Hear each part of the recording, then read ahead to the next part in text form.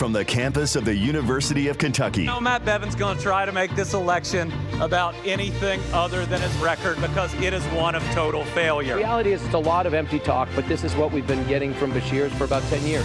And now the people will have this choice. This is the Kentucky Debate for Governor.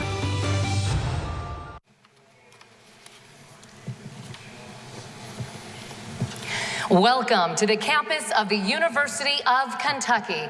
I'm Shannon Kogan from Wave 3 News in Louisville. And I'm Bill Bryant from WKYT in Lexington. And we're so glad you are joining us. We, along with the 7 other gray television stations who serve Kentucky, are very proud to be part of the Kentucky Debate. And working with the League of Women Voters and the University of Kentucky Student Government Association, we are here tonight to talk with the 2 nominees for Kentucky Governor, Democrat Andy Beshear and Republican Matt Bevin. We'll be asking a series of questions that impact Kentuckians from all walks of life, and each candidate will have 60 seconds to answer. And the other candidate will be able to respond, and there could be some rebuttal. So we'll have a good time tonight. A drawing was determined, the order of the answers and who will be giving the first response tonight. We received a lot of suggested questions, and rather than do opening statements and so forth, we're going to jump right into those questions. Let's do that. And the first one goes to Mr. Beshear. Rising pension costs have been an issue since the last governor's race. Kentucky has one of the worst pension situations in the nation, an estimated $37 billion in unfunded liabilities. There have been some reforms. What would your plan be going forward? A pension is a promise. It's a promise we made to our most trusted public servants that while we don't pay them enough, if they spend decades teaching our kids, protecting our communities, serving the neglected, that we would make it up with a stable retirement. That wasn't just a promise. We passed it into law and we made it a contract that was inviolable. But this governor broke that contract and tried to illegally cut the pensions and retirements of over 200,000 public servants. I was honored to stand up to him and stop him and to make sure we defeated that sewer bill 7-0 in front of the Supreme Court. Now, this governor's solution is to push those costs onto cities and counties that are responding by trying to raise local taxes. I believe that we have to create new additional revenue dedicated solely to our pension system. It starts with expanded gaming, where we could realize up to $550 million a year that we would dedicate solely to pensions. It continues with medicinal marijuana, which would generate revenue and provide pain reduction to so many folks out there. We stop giving tax incentives to companies that don't pay a living wage, and we eliminate some tax incentives. Mr. Bevin, your response. I will say this, we've been kicking this can down the road for 25 years. Everybody in here knows it. Everybody who's a retiree knows it. It was kicked down the can, most particularly during the previous administration, where another guy named Beshear not only never fully funded the pension, but some years didn't even put in half of the actuarially required contribution. I am the only governor in the history of this state to fully fund it, and the only way to save the system is to structurally change it for future employees and to make sure that the state by law requires future governors and legislatures to fund it, not making it optional as it was for the last 25 years. A quick response from Mr. Beshear. Well, not only did this governor try to illegally cut the retirements of our teachers, police officers, social workers, and firefighters, he stuck it in a sewer bill. That tells you what he thinks about us and that we need much better out of our governor's office. Let me say one real thing in response to that. Number one, legislators are the ones who pass bills. They decide what gets stuck in what. Your complete incompetence as it relates to understanding the legislative process is a little bit concerning for a guy who wants to be the governor. Audience, please. We can move on to the next question. Okay, this next question comes from a student here at the University of Kentucky. Since the start of the recession in 2008, overall state funding for higher education in Kentucky has declined by more than 1/3, leading to increases in tuition. The cost of higher education has become prohibitive for many young students. What will you do to assure a well-educated workforce and citizenry for Kentucky? And Mr. Bevin, we'll begin with you. Every single thing that we want, whether it's higher education, whether it's roads, whether it's textbooks in our classrooms, whether it's equipment for law enforcement, whatever it is that we want government to do comes out of your pocket. Every single dollar we want government to put into higher education is money that those of you in this audience and those of you that are watching this pay out of your tax dollars. At the end of the day, we only can spend what we have. The question is, what can we do to ensure that we get people ready for the workforce, which was what was implied in this? We need to make sure that we prepare people for jobs that actually exist. Let's focus our energies. Let's do what I have done in the last 3 years while I've been governor, is move to outcomes-based funding so that we get a better bang for the buck for the dollars that we do invest. Everyone, myself included, would love to have more dollars to put into things, but every dollar we put into higher education is a dollar that's going to come from what? K through 12, roads, bridges. The bottom line is we have a finite amount of it. It's incumbent upon us to be good stewards of it, to make sure that we train young people for jobs that truly exist. Thank you, Mr. Beshear. I believe in higher education, and it is a key to achieving the American dream. I got to see that firsthand. My dad was a poor preacher's kid in Western Kentucky. His dad was able to put him through the University of Kentucky right here. He went on and paid his way through law school and ultimately became the governor of the Commonwealth of Kentucky, and that ought to be possible for every Kentucky child. I don't just believe in higher education, I'm willing to fight for it. You know, 90 days into my term as AG, this governor illegally cut the budgets of all of our universities and community colleges. But I stood up to him, we won, we returned $18 million where it belonged, and we showed this governor we would not be bullied. Not by him, not by anybody else.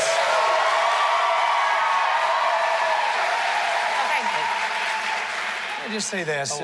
If you have to brag about how poor your father and grandfather were, that's a bit of a stretch. But let me say this. In all seriousness, let me tell you something. Audience, please. It's going to be a long night if we want to do that. I'm just going to say this. It is critical that we do not make promises that we do not have the money to back up. And it's easy to sit here and blow smoke, but we have to be able to pay for the things that we want the taxpayers to cover. Follow up. He's right. If you go back a couple generations, my family does not come from money, and I'm fighting for people who don't come from money. Everybody should have a real chance. We do want to ask the audience once again to please refrain from applauding or from making any other sounds, because we're trying to get to as many questions as possible, important to all of you. All right, let's move to the next question. And this, by the way, came from a student at the University of Kentucky. In the past few years, colleges have seen a decline in the number of students applying to become teachers. Many school districts now report they're having difficulty in finding qualified teachers to fill positions. What would you do to encourage and support more students to pursue careers in education? Mr. Beshear. I believe in public education, and I'm a product of Fayette County's public schools right here in Lexington. Would not be where I am today but for my teachers, and would not be the person that I am but for my teachers. I believe in public education so much, I selected Jacqueline Coleman, a teacher, as my running mate. She's going to be the first active educator since Martha Lane Collins to serve as lieutenant governor, and it's about time. What we are going to do is end the bullying against our teachers we have seen the last 4 years. Then we're going to provide a $2,000 across-the-board raise that nobody's given our teachers. They have more than earned it. We're going to address this teacher shortage where we have year-round subs teaching our kids in areas that are so critical to building into the next year and the next year. And we are going to have an education-first budget where we always take care of public education first, where we shrink our class sizes, provide technology to our kids that need it, and ensure our educators have the tools where they're not doing more with less every year. They're just doing more. Mr. Bevan, your response. You love education, public education, so much that your kids go to private school. Is that right? You're attacking my kids now? No, I'm not. I'm just saying you're a fraud. And last year when people decided to call in sick and close down schools, many with less than 24 hours notice, and many children were left unattended, and unless they had parents that could stay home with them, as my 4 children who were in public school while your children were in private school were affected by this. My point is this: we do need to take public education seriously, we truly do, and we need to fund it. But I'll tell you what, you're promising pay raises, you're promising increased funding. This is called Andy Candy, and you're gonna hear a lot of it over the next hour, I can promise you. Your response, quick. Well, I'm not surprised that Governor Bevan's attacking my kids, because he's been attacking the kids all over Kentucky for the last 4 years. You're a fraud. He's attacked our teachers, called them names, called them selfish and thugs. They are wonderful, and they are doing amazing work. My kids got an opportunity everyone should have to go to preschool. And we fell in love with that school, so they're continuing. But just next week, my son is taking the test to go to a public middle school, and we are proud of it. I support my kids, and I'd never attack yours. Okay, let's move on to our next question, please, candidates. Audience, please, you're taking time. Let's move ahead. Many Kentuckians pay more than $6,000 a year for infant child care. That is more than half the average cost of college tuition. In addition, 50% of Kentuckians live in areas where child care is not available. What will you do to make quality child care and preschool more accessible and affordable? Mr. Bevin, we'll begin with you. Again, 100% of what we need in this state, 100% of what we want, we have to pay for.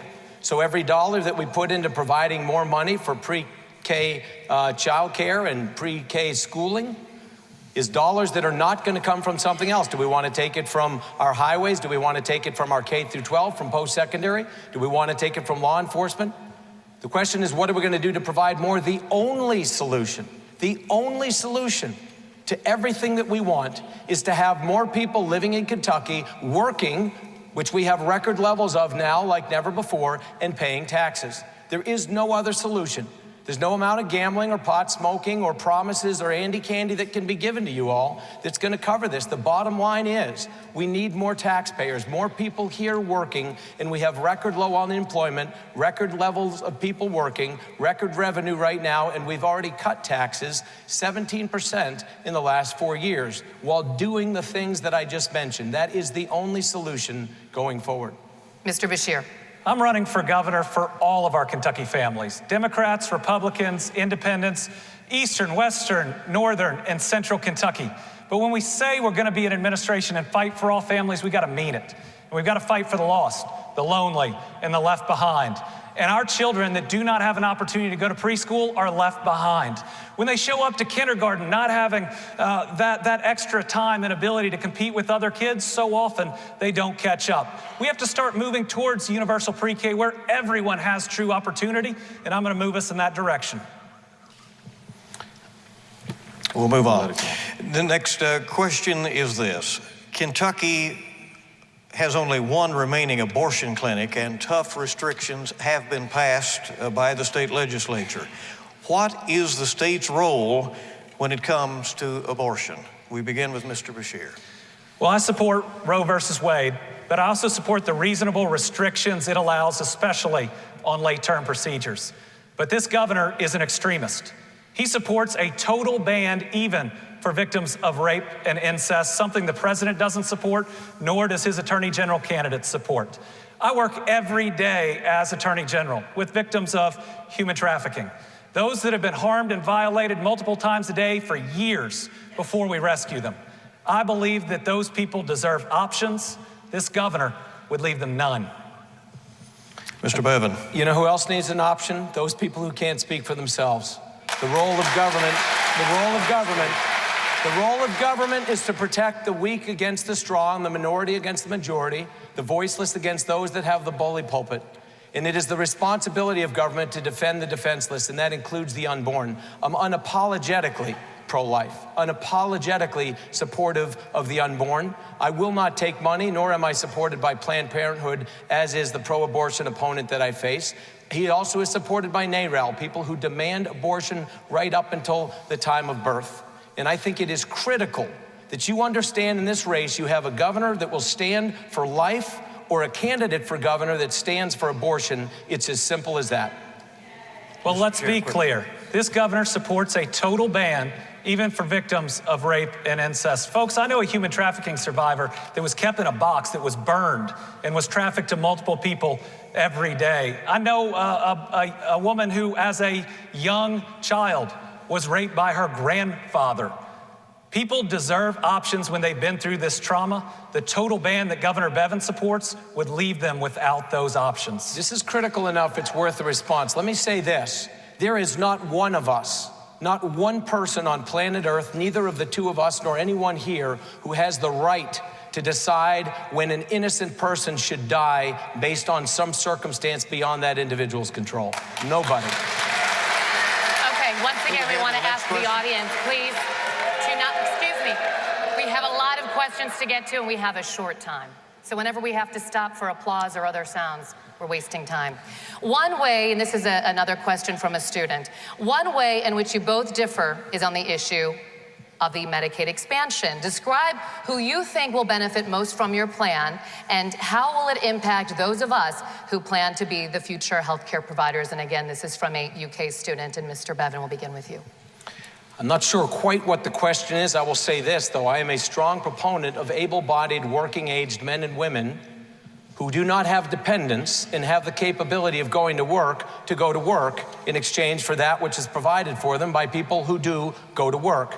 I'm the only one on this stage that grew up without any health care. I grew up well below the poverty level. The first time in my life I ever had access to health care coverage of any kind. I was in my 20s. I was an active duty Army officer serving this nation in uniform. I don't just speak about it with sympathy. I'm empathetic to the fact because I understand it. I've lived there. It was how I spent the first half of my life. I also know that it is an amazing degree of bigotry that allows people to assume that someone like myself had no opportunity, needed to be babied, needed to be put in a position where I was given things, as opposed to opportunity and an expectation that I seize that. My thoughts as it relates to expanded Medicaid, the question is to ensure that Medicaid is available for those who need it, and the medically frail and women with children and those that are disabled do not lose out because people like me are taking something that was never intended for them. Mr. Bashir.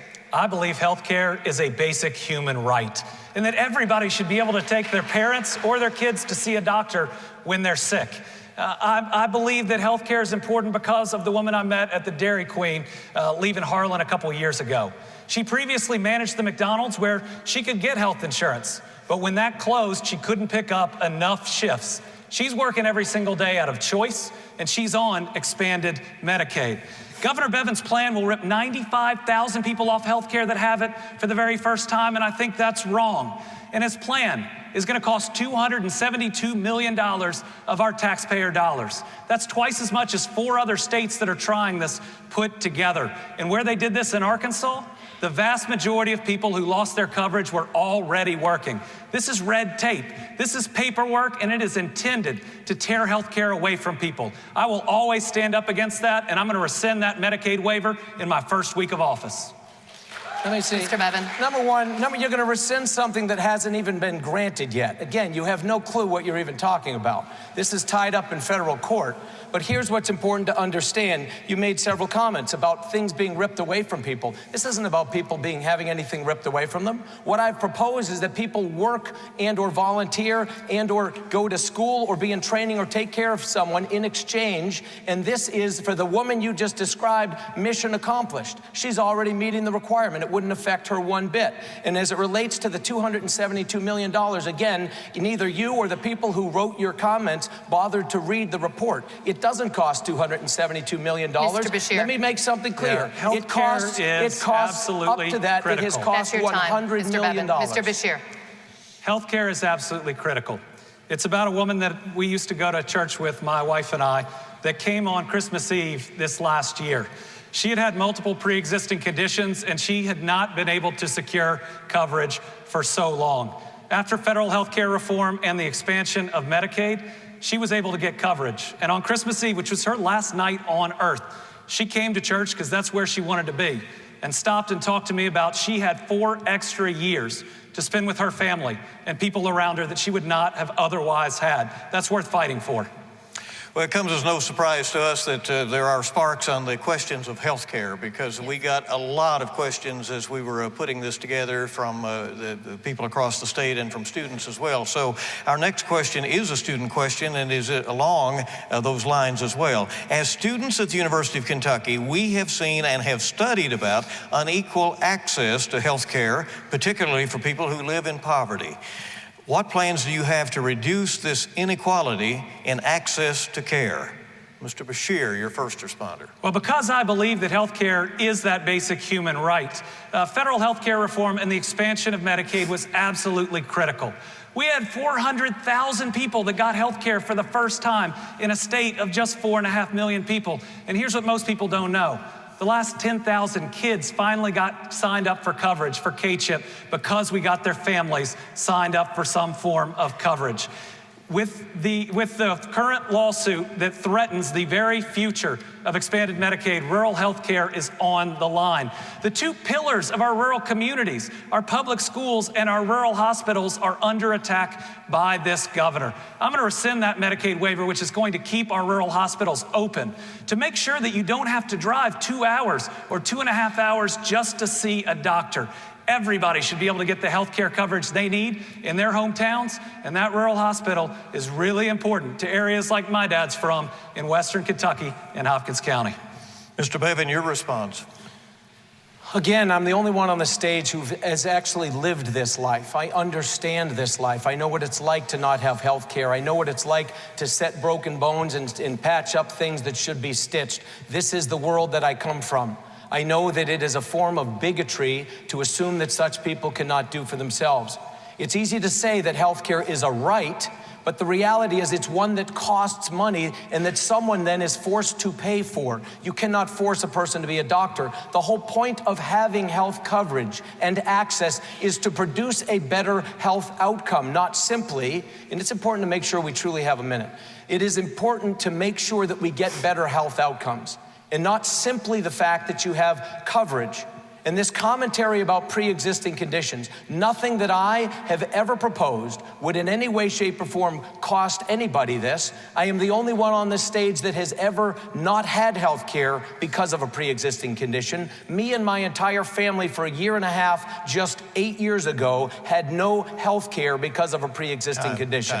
I understand this situation. Quick response, Mr. Beshear. Governor Bevin just the other day said we should go back to how pre-existing conditions were treated before federal health reform. Never said that. They did not, they weren't able to even get coverage. He supports what are called AHPs, where you could go to the doctor, learn you have a chronic disease, but it's not covered. They could give you a prescription for it so that you could maintain your lifestyle, but you'll find out that prescriptions aren't covered. Your kids may get the flu on the way home in the car, but pediatrics isn't covered. You might get home and find out that you're expecting a child, but maternity is not covered. This governor supports health care that doesn't cover anybody's basic needs. These are scare tactics and lies. Nothing I have ever proposed offers any of these things that he's saying. You currently are not denied, nor is anything I've ever proposed, nor do AHPs by law, as proposed by the Department of Labor. They do not allow by law the ability for pre-existing conditions to be applied to people. So everything that you're threatening is not true. And the things that you're saying I said are not true. AHPs don't have to cover pediatrics, maternity.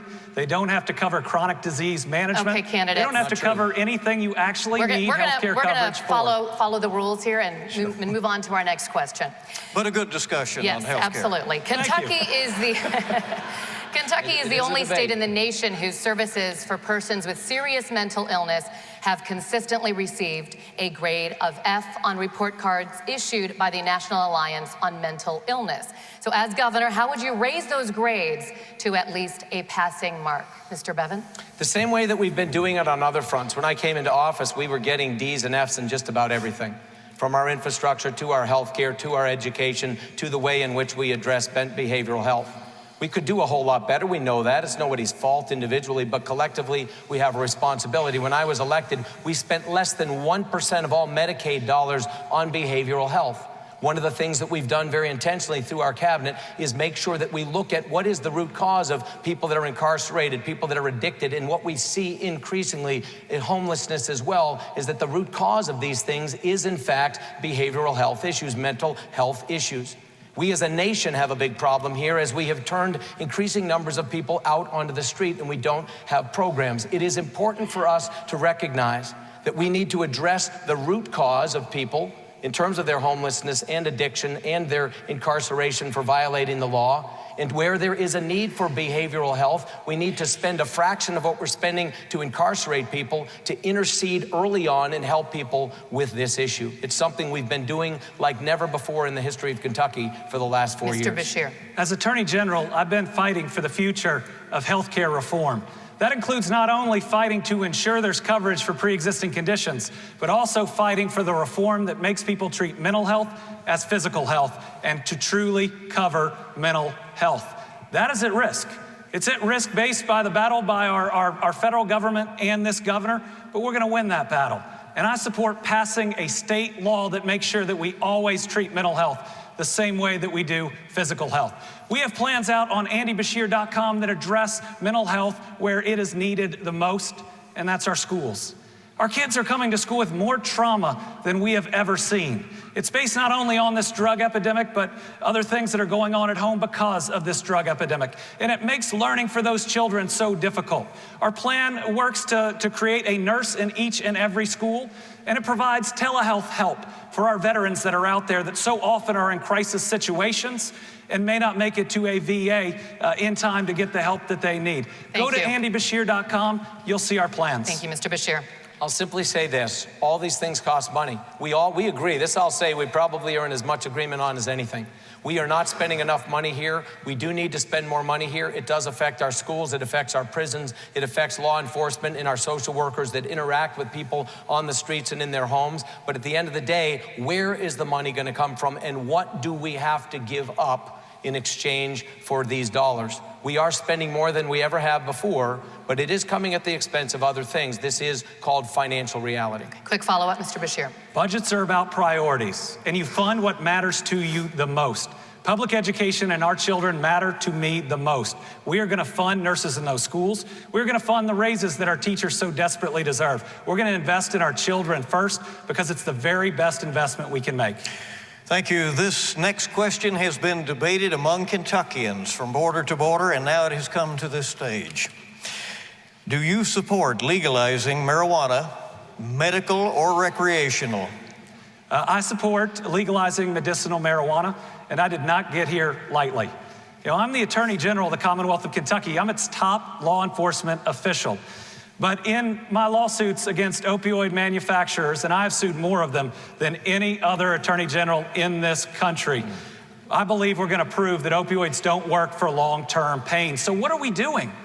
We are filling up people's medicine cabinets with highly addictive substances that don't ultimately help them with chronic pain, but they do cause addiction in their family members and in their friends. I believe it is time to legalize medicinal marijuana, but we've got to do it responsibly. And having served as your Attorney General these last 4 years, I believe I'm the person that can do it. Mr. Bevin, your response. 4 years ago on this stage, I said the very same thing, and I was the only one on the stage saying it, and I've continued to say it. I'm a strong proponent of us legalizing medical marijuana. I think it should be a tool in the toolkit that doctors have. It should be prescribed, and it should be regulated like every other drug. Where we disagree is I don't think it should be taxed as a way to make money for the state. It should be no more taxed than any other drug. That's cruel and inhumane. I lost a 14-year-old nephew here in Kentucky to cancer, and his last months were horrific. And the things that he had to take to alleviate some of his pain were killing him nearly as fast as the cancer itself. This isn't something I come at lightly either. I will say this with respect to the commentary about suing opioid makers. There has been one case you've ever been involved in your life that involved a settlement with an opioid producer, and you were the one. You and your law firm defended Purdue Pharma against Kentucky, and every other law firm that you've ever sued, every other pharma maker you've sued, you've gotten zero in 4 years. Zero for the people of Kentucky. Zero. Mr. Bashir, quick response. I wasn't involved in the Purdue Pharma settlement. Wasn't even at the law firm at that time, and didn't participate in any way on the AG side. But let me tell you this. True. This is an attempt to distract you from the fact that Matt Bevin is for the opioid companies. He went to the AARP and said Big Pharma gets a bad rap. He called these types of lawsuits shakedowns in 2015, and tomorrow he's going to be at a fundraiser in Washington, D.C. with the lobbyist for one of the largest opioid distributors in the country. They're called McKesson. That's somebody who's in bed with those companies. I will say this, these are such absolute remarkable lies. And the fact that I do not stand up to this while you have brought in zero to the people of Kentucky, and you've brought a whole lot of smoke and a whole lot of noise. You were a partner at the law firm that represented Purdue Pharma against Kentucky, and for you to say otherwise is a lie. It is true. You profited from it, and you refuse to say otherwise on the record or off the record. And it is important to understand that while you have brought in zero, I've brought in more than $100 million. I've put more to fight this crisis than every governor in this state before me combined.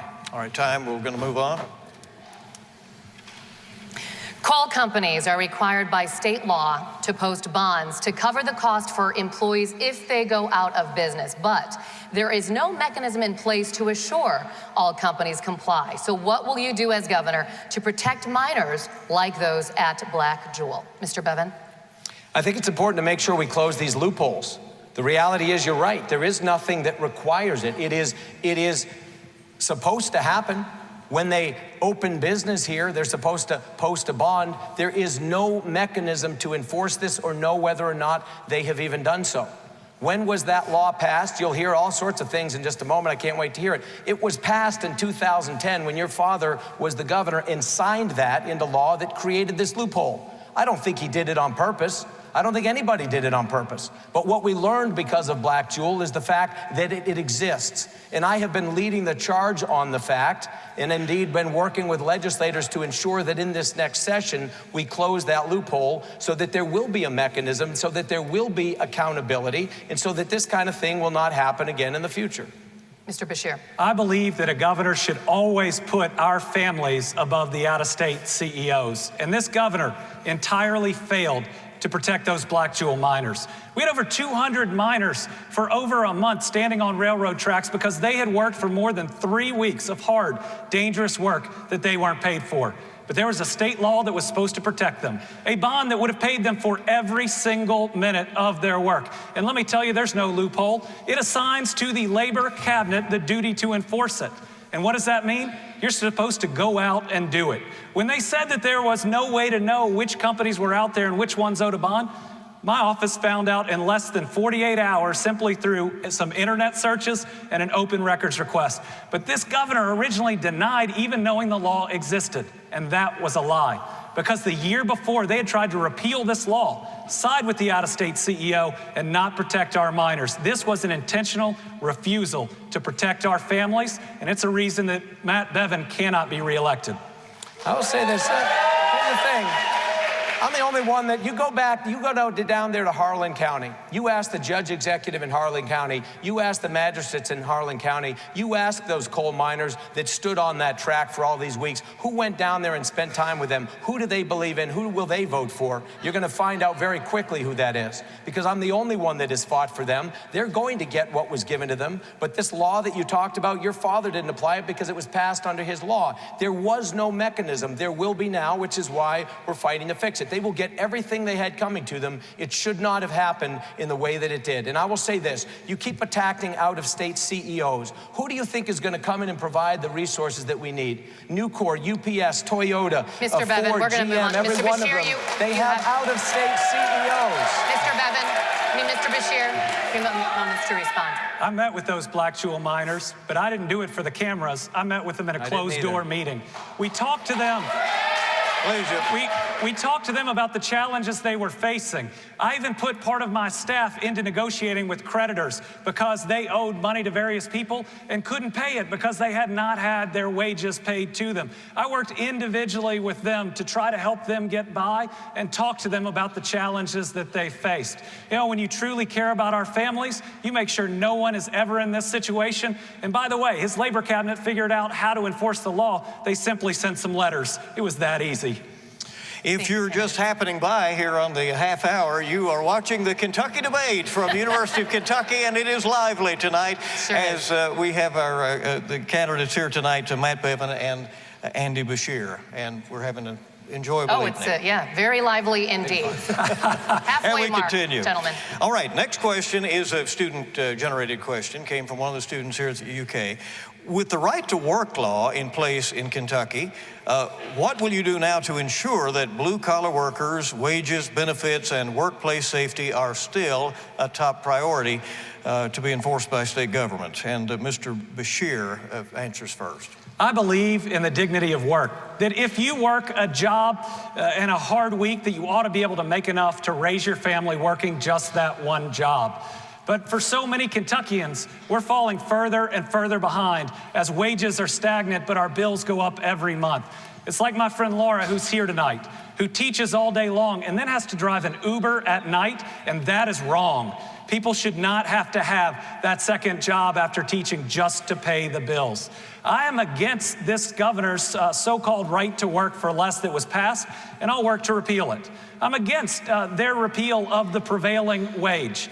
I'm against his stripping the OSHA board that's supposed to protect our workers. I'm against the fact that his labor cabinet didn't investigate one workplace fatality for the first 3 years he was in office. Folks, I'm going to create a labor cabinet that doesn't spend time trying to investigate and find teachers, but protects those black jewel miners, does its job. Please, Mr. Bevin, your response. Part of the operative part of the question is, what are we going to do for workforce safety? What are we going to do to ensure that wages are increased? The workforce in Kentucky is as safe as it's ever been in recent decades. Based on the number of incidents, based on the number of deaths on the job, we have focused on this like never before under previous labor cabinets. As it relates to wages, what makes wages go up? Not the government dictating it. It's competition for people. It's the ability to people to have the skills and the things that they need in order to be able to compete, in this case, in the 21st century workforce. Interestingly, the states in which union membership, which was part of the question here, and what's going to be done for those with skilled trades, the states in which union membership are growing, and there's only a few in America in which that's the case. Every one of them is a right-to-work state. Why is it? Not because it's a right-to-work state, but because when it is a right-to-work state, more businesses will come there, invest there, and hire people. And when they do, there are jobs for union and non-union workers alike. We need skilled trades. I've invested hundreds of millions of dollars since I've been governor in training people for skilled jobs that exist in Kentucky and in America. Mr. Beshear, a quick response. Creating the next generation of jobs, one that are going to exist in an economy that is rapidly changing, has to be about vision, not just more of the same. It's time we invest in areas like agri-tech, one of the fastest growing areas in the world, where we can create six-figure jobs all across Kentucky and not just in a couple of large cities. It's time that we focus on advanced manufacturing and robotics and AI, so there are jobs waiting for people who are losing their jobs on a line right now. And it's time that we fully commit to healthcare, one of the fastest growing areas of our national economy. Let's actually lead.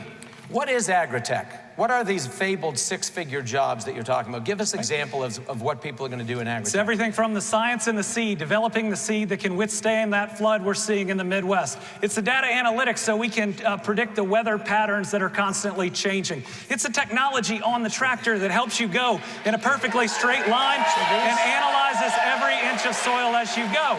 It's the drone that helps you to make sure you can manage an acre and not just a field. We've got to increase our food supply 70% in the next 30 years just to feed the world's growing population. And investment grew 80%. We've had 3 minutes from him. Let me say this. These are agri-tech jobs that you're promising. I was just answering the question. No, you're not answering the question. The question is, what are we going to do for people who are in our skilled trades and for unions? And you're talking about things for which these people have neither training, nor are there any unions whatsoever representing those things you've just mentioned. I thought your question was, what was agri-tech? There are none. And so the question is this. No, my point is, you're talking about things, you're offering a solution to something that's not a solution to the question that was asked. Okay, well, we have another question about jobs here. So we can stay on this topic here. There are thousands of job openings in the state that currently cannot be filled, many of these in the urban areas. How do we match skills with job requirements and attract and retain young professionals to our state? Mr. Bevin? Again, doing the things that we've done since I've been governor.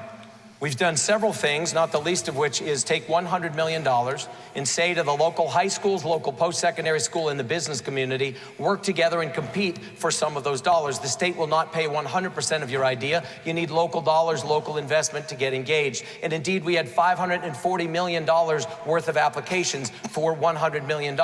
And so the state put up $100 million, private sector put up nearly $150 million. And in the last 3 years, we've put $250 million into workforce training for jobs in the urban and rural communities across this state. We looked at which areas we have the greatest need: healthcare, IT. We looked at construction trades, we looked at logistics, and we looked at advanced manufacturing. More than 100,000 open jobs, urban and rural, in those areas. And we've said, you apply for whatever financial aid you can get, and the state will pay the difference between what you're eligible for, no matter your need, and the cost of that for up to 2 years for certifications, for training and or degrees, to make sure that you are prepared and ready for jobs that exist and are looking to hire people right now. These are not hypothetical. These are things we're doing right now in Kentucky. Mr. Beshear. Well, I think the question showed that there's a problem. that we're not filling these jobs, and this governor's response is, well, let's just keep doing what we're doing. Folks, I believe in vision. I believe that we have to create the workforce of the future by stopping this fight between vocational and technical education and four-year college degrees. The fact is, we don't have enough kids in Kentucky getting either. And it's time we get every single child into one of those two paths.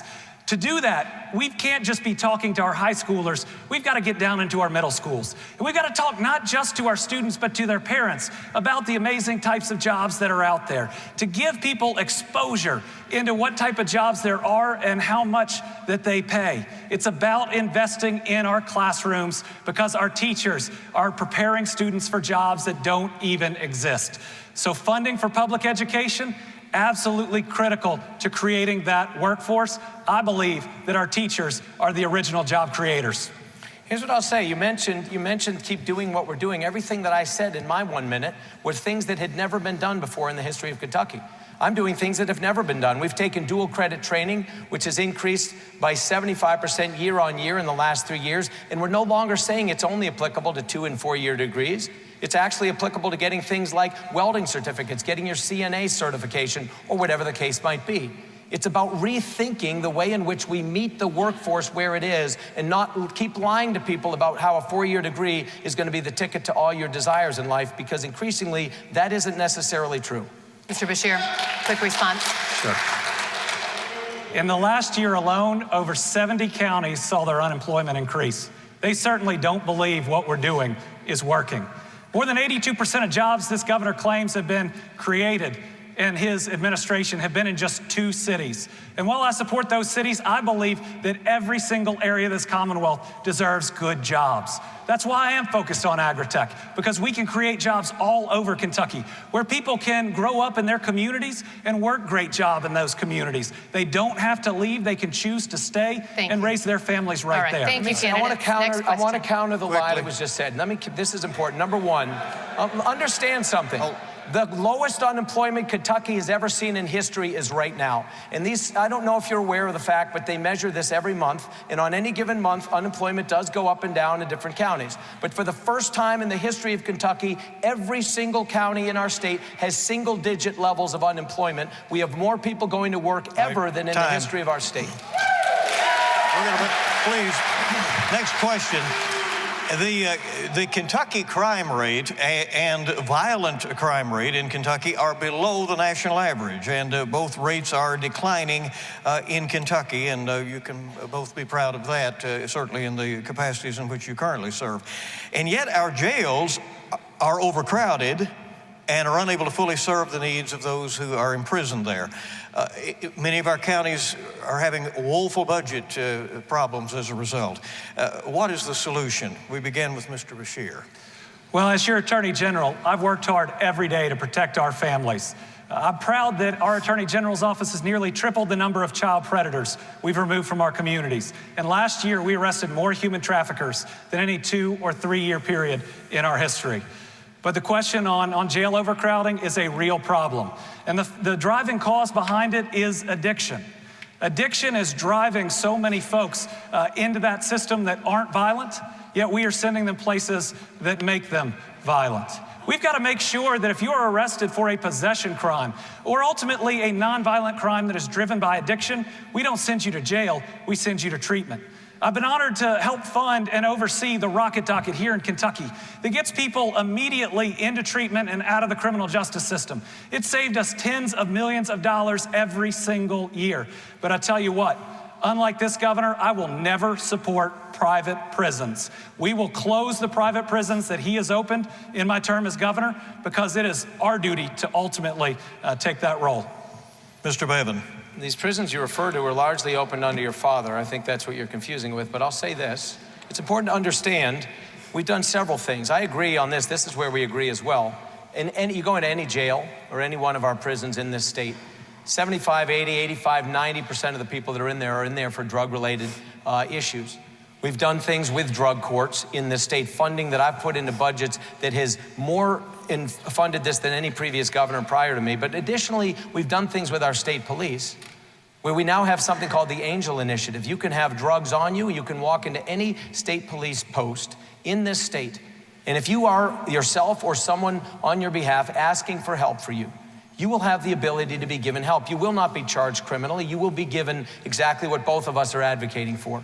We do need to be a lot smarter about reaching out to people that are in moments of addiction, and we need to do a lot better job about interceding and not incarcerating our way out of this. We are not providing the services in prison that they need, and it's important that we make sure we spend the dollars where we can get the greatest return on the taxpayer's investment. Okay, let's move on to our next question. Will you commit to fully fund the school safety bill passed by the legislature? And what other ideas do you have to ensure the safety of our students as well as those who work in schools? Mr. Bevan? Yes, I'll tell you, I'm a strong advocate for that bill, Senate Bill 1. I worked very closely with these families. I still wear a bracelet that was given to me by the parents of the 2 children who were killed most recently in Marshall County. This is something very real to our families. I'll tell you this, though. We don't know exactly what that cost will be or what the solution is. We don't. If you notice, when the bill was signed, we talked about school resource officers. We talked about people being there to provide. We don't know what that is. Here's what I'm a proponent of. I'm a proponent of making sure that every student, every parent, every administrator, every teacher, every coach, every bus driver, anybody walking on or off of a public school property should have absolute confidence that they are as safe on that property as any other property that they might walk onto or off of, including that of their own home. And that means we better make sure not only that we fund it, but that we're intelligent about where that funding gets spent, and to ensure that we have not zones that are known to be so free of anybody that would counter a threat that people see them as a target-rich environment. This is not helping our schools, our theaters, or our other public places where there's no way to protect. Every child deserves to be safe at school, and no parent should have to worry about their safety while they're there. These shootings we see in our schools tear at the very fabric of who we are as people. And while it might not be our children's school, I know we grieve with those parents who have lost. I also met with the parents of the Marshall County school shooting, and while I didn't go in front of the cameras, what I offered them was every resource of our office to help the prosecutors make sure that we secure justice in that situation and for those families. This governor's had 4 years to fund school safety in a way that he simply hasn't. We've got to make sure that we are providing the funding for the physical plant safety. Our schools can't have 4, 5, 6 entrances. That's not safe. Each one needs the 2 doors that you got to be buzzed through, and every single school needs an SRO officer. I'm going to treat every single public school as what it is. One of the most important buildings in our entire Commonwealth, filled with our most invaluable investment. Mr. Bevan, do you want to respond? I will simply say this, the statement that I've not funded, we're putting more money into our public schools at the K through 12 level than we ever have in the history of Kentucky. More money per pupil and more in absolute dollars. And anybody who finds that to be a confusing thought doesn't understand that that's a factual, mathematical statement of reality. There's more money per students than any, here's the thing, understand this, this is simple dollars and cents. And those dollars, many of them are used for things, including budgets that have gone in to provide. But this Senate Bill 1, which was the original question, will we commit to funding it? And the answer is yes. And this idea about posing for cameras, my gracious, you're the poster child of this. Mr. Beshear, did you want to respond? Yes, folks, that's not only not factual, because you have to consider this thing called inflation, but just ask my running mate, Jacqueline Did your Coleman, father do that? assistant principal at Nelson County. Under his budget, she had to let go of 10 adults in that one building, meaning the same number of students would show up the next year with 10 fewer adults. His budget cut all of their instructional resources. No technology, no new textbooks. This governor has not funded education. Our next question is a student question, and it is this. Eastern Kentucky is facing a water crisis right now in many of the counties. Boil water advisories are very common throughout that region of the Commonwealth. And for some households, water is not available at all. How do you plan to provide safe water for all Kentuckians? The initial response is from Mr. Beshear. Well, just like access to health care, access to clean drinking water is also a human right. It's part of the infrastructure that's required not only for our families to be prosperous, but to ultimately bring businesses to places that we need them to be. It's why in Martin County, we put out a report showing that sadly, 3 separate times, that group that governs the Martin County Water District was given a plan that would have gotten them back to a point where those citizens would be served. It's because of that I've recommended the most severe response, which is to bring in an outside receiver to finally get them clean drinking water. I'm going to do what this governor has not done. I'm going to declare a state of emergency. We're going to work for federal funds based on that state of emergency. We're going to make sure that every single child can bathe in the water that comes to their house and drink from the water that's coming out of their faucet. Mr. Bevan, the water question.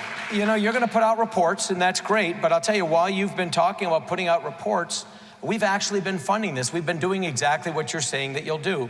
We're working with state dollars, federal dollars. We're putting more money into Martin County in the last 2-3 years than had been put in the previous 20 to 30 years as it relates to this issue. And we're not allowing it to go to corrupt places, as has happened under previous administrations, but we're starting with a brand new board of overseeing the water and sewer district, but additionally, starting at the hub. Start where the water source is, ensuring that it's clean, ensuring that the pumping is accurate, ensuring that the lines don't leak, and that we don't have bits and pieces of lines that are good in some places and not at the source. Start at the hub and work out with the spokes. We are addressing this. This is a big problem. It's as a result of many things, including the mining activities that have existed in these hills. But I will say this, while all the talk you have about caring about miners, you've proudly bragged about, you voted for both Obama and Hillary Clinton, who've made it very clear they hate coal miners and coal mining operations.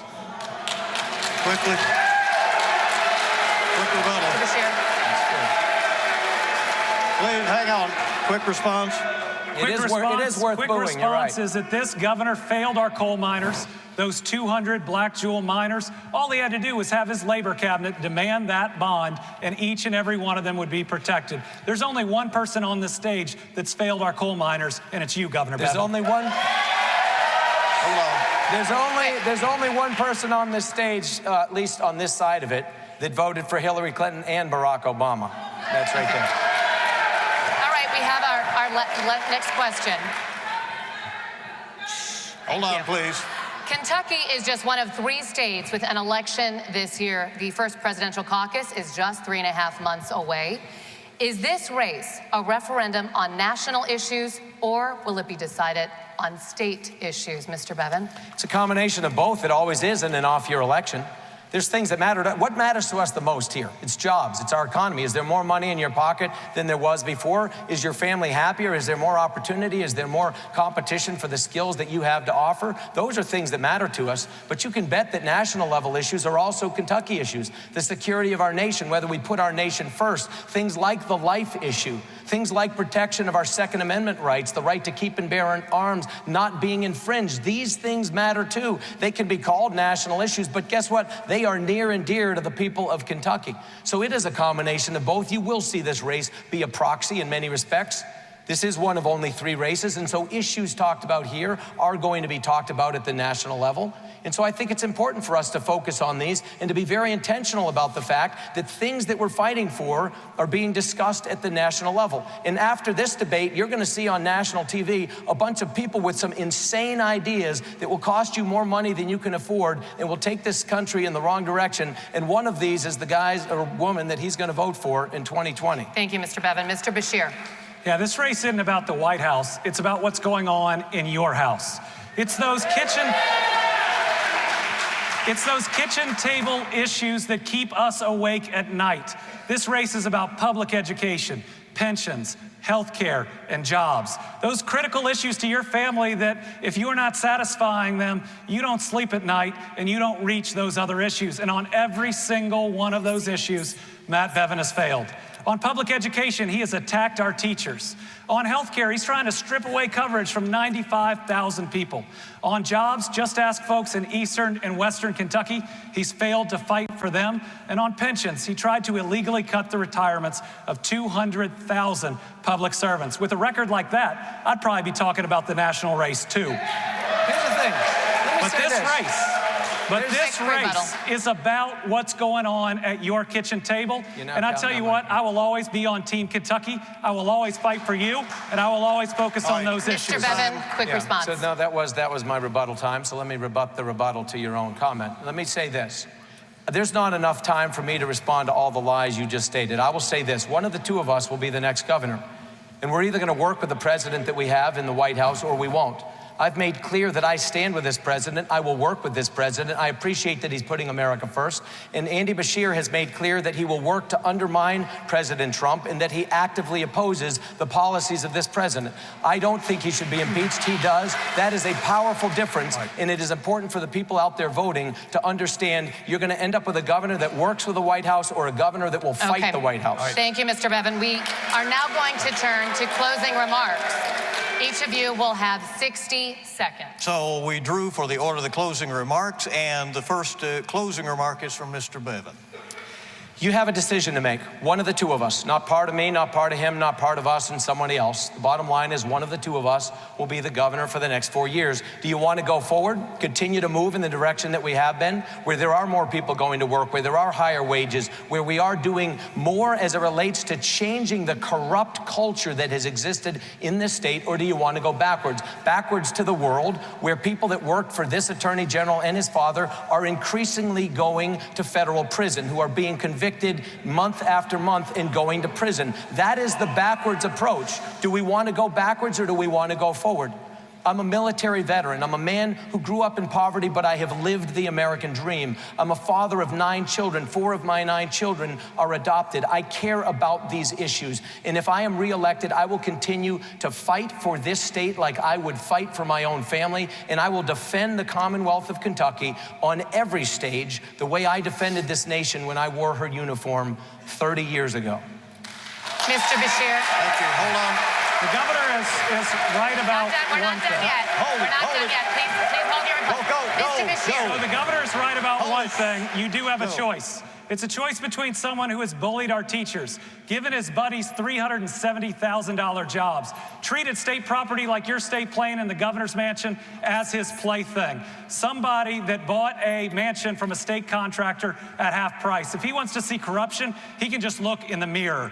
But folks, I want to bring us together. Enough of this us versus them. I want to be a governor for all Kentucky families that fights for each and every one of you, Democrats, Republicans, or independents, that believes that all of our families should be treated with decency and respect, and actually shows that example as your governor. Thank you very much. Okay, thank you.